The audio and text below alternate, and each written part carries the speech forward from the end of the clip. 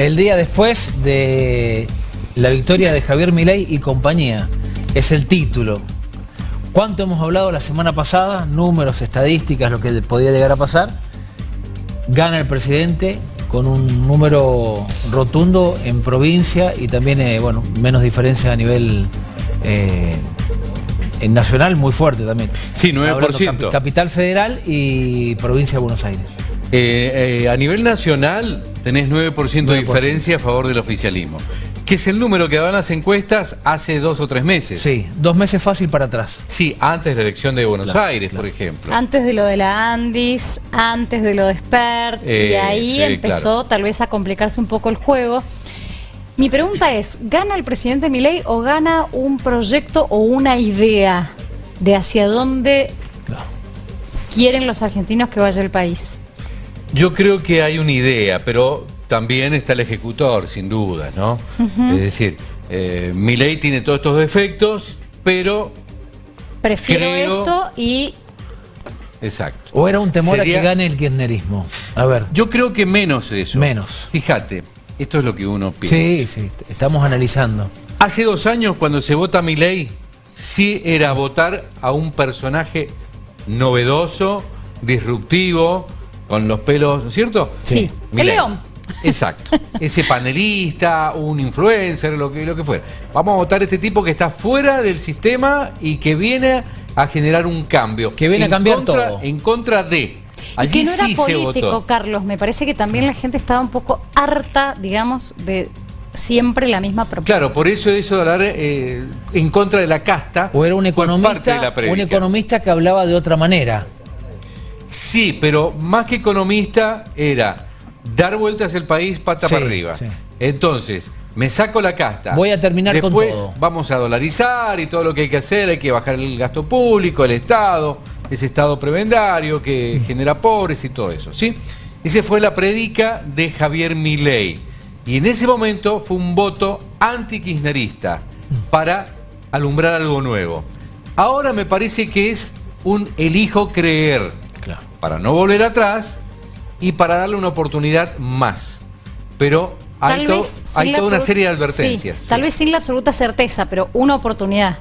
Casi un saltito al vacío, pero es una oportunidad más. Esto no significa un cheque en blanco. Claro.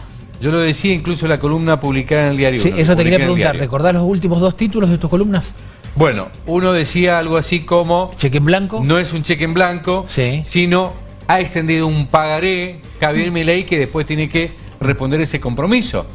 Y responder ese compromiso con políticas, con acuerdos, con todo lo que es necesario para hacer esas reformas de segunda generación.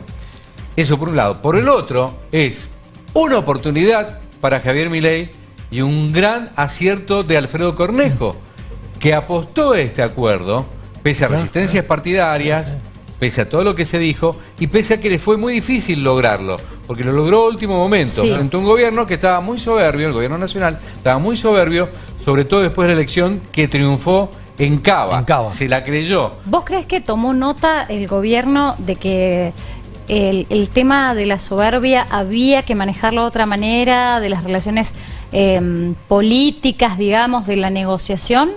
Yo creo que sí, porque se asustó.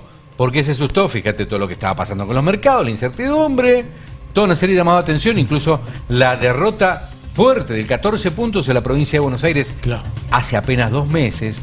Entonces, frente a todo ese susto, yo creo que vimos anoche, y lo decíamos con Andrés que estábamos aquí. Sí, lo vimos anoche. Hay que escucharlo a Milei, que está distinto. Entonces, de un discurso contemporizador, claro. Por supuesto, criticó el populismo, pero se abrazó a los aliados. Y hoy, en la entrevista que ha dado otra vez Javier Milei, hablando de lo que necesita para lograr las reformas en el Congreso de Naciones. Necesita apoyos. Garantizar la gobernabilidad. Y con un Congreso que ahora está conformado de otra manera que tal vez acompaña mucho más. Y le garantiza que tal vez no haya los vetos contundentes que hubo hasta ahora. En diputados va a tener mayoría, pero en el Senado no. No, en realidad puede tener mayoría, pero siempre articulando con aliados y con los gobernadores. Ya no tan solo para la gobernabilidad, sino para reformas de segunda generación. Allí tenemos la baja de impuestos, toda una serie de reformas impositivas complejas, simplificación y demás, eliminar. ¿Es todo para impuestos tratar extorsivos. este año o ya son leyes para el año que viene? No, ya reforma impositiva, laboral. Ya empiezan a tomar estado parlamentario quizás este mismo año. Claro. Por eso está trabajando el Consejo de Mayo. Allí está Alfredo Cornejo también, ese Consejo de Mayo, analizando las reformas que hacen falta en materia laboral, que no es para quitarle derechos a los trabajadores, eso lo aclaró también el presidente, sino para incorporar gente al sistema laboral, pero para eso también hay que bajar toda una serie de impuestos. Hay una serie de reformas pendientes que hay que hacer. Algunas van a tomar estado parlamentario ahora. La previsional no creo que va a quedar para después. La reforma educativa necesita también acuerdos muy, muy profundos. Lo nombraste a Cornejo. A nivel nacional, el triunfo que le da la posibilidad de colocar varios diputados y senadores en aquellas provincias que se votó. Y Bueno, a nivel, de hecho entraron 4, ¿no? Y a nivel 4 local puntos. aplastante aquí, ¿o no? Sí, bueno, aplastante. En ese caso no me sorprendió tanto, a mí Claro. por lo menos, ¿no? Pero a ver, en la previa hablábamos de 10 puntos de diferencia, 12, pero no tanto como se dio. No, eso lo decía Cornejo, y yo les dije que estaba especulando Cornejo. Con Claro, eso. Cornejo Que decía la 10 diferen- puntos de diferencia. Que la diferencia iba a ser mucho mayor. Hasta el jueves, viernes. Claro, eso decía Cornejo. Porque después también, bueno, con la diferencia, mirá si no puede cantar victoria. Y fue tan claro que ganó 4-1. Sí pensábamos nosotros en un escenario 3-2. Porque Hablábamos 2-2-1, 3-1-1. Hablábamos el jueves, viernes. en mi caso yo planteaba un 3-2, fundamentalmente 3-2. lo veía así porque la tercera fuerza no la veía levantando. Bien. Hace rato que yo dije la tercera fuerza en esta no juega y no jugó. Fíjate todo lo que perdió Vadillo. De 12% A hace 2 8. años, bajó 8. Carlos, En términos proporcionales es muchísimo. ¿Y eso. te sorprende el rol del peronismo, digamos, en Mendoza, que solo logró el ingreso de un diputado, que es Emir Félix? No tanto. Es decir, la elección que ha hecho Emir Félix, encabezando una lista, ¿no es cierto?, con la Cámpora también, en fin, 25 puntos, es muy parecido a lo que logró Anabel. Anabel frente a Cornejo, Mira. hace 4 años fue 26 puntos. Ahora O sea, que tuvo sostiene 25. su base, digamos. Claro, que ese es el número más natural, no los 14 que sacó Parisi. Ujú. Cuando salen con 14 porque fue un montón de votos a apoyar lo de Marchi en aquel momento. Y esa fue la estrategia. Claro. Pero después eso se desintegró. Que Te quiero también- preguntar por Luis Petri. Este es el lanzamiento de Petri para algo. ¿Cuánto influyó la figura de él como ministro de Defensa de Javier Milei? Nace un nuevo dirigente al margen de la interna que tuvo con Cornejo y todo como ha venido trabajando. ¿Qué lectura haces de Petri? Bueno, sí, creo que Petri ahora tendrá que hacer un buen rol en el Congreso de la Nación, cosa que tiene experiencia, tuvo iniciativas en su momento sobre temas de seguridad fundamentalmente y seguramente va a ir por ese lado y hay todo un clamor popular también por modificaciones de normas en materia de seguridad. Entonces, tiene una buena vidriera para mostrarse, ¿sí? Ya hizo bien los deberes cuando le jugó la interna a Cornejo. Claro.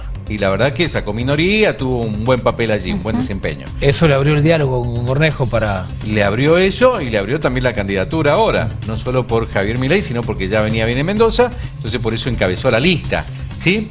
Ahora, no es el único.